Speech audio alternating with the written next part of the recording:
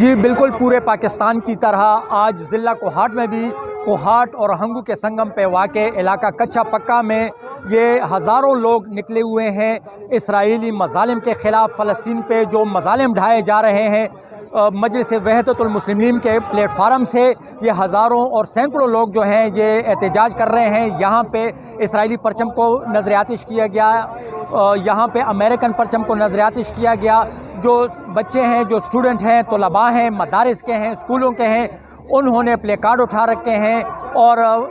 فلسطینی بھائیوں کے حق میں بینر اٹھا رکھے ہیں۔ ان کا یہ کہنا ہے کہ جو فلسطینیوں پہ مظالم ڈھائے جا رہے ہیں، اسرائیلی جو ان پہ بربریت کر رہے ہیں، ان کو شہید کیا جا رہا ہے، ان کو ملیامیٹ کیا جا رہا ہے، اور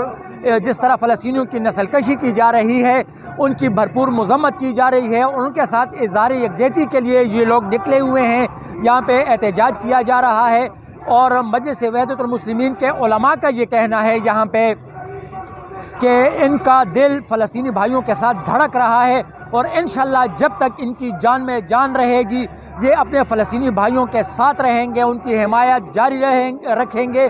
اور آخری دم تک ان کی حمایت کریں گے، فلسطینیوں کے ساتھ رہیں گے، اسرائیل اور امریکہ کی بربریت کے خلاف یہ آواز بلند کرتے رہیں گے۔ جی